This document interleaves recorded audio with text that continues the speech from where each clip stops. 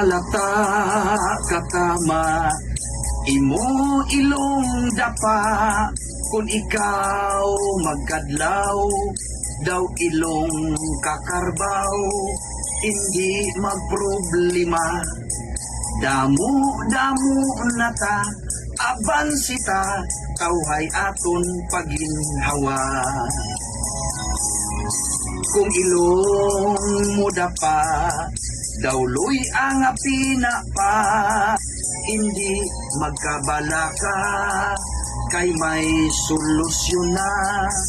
Kung damo ka kwarta, pwede magpaupira.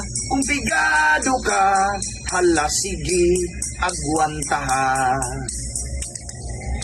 Uso nang magpaupira, kung ilong mo daw palwa, basta damo kalang kwarta.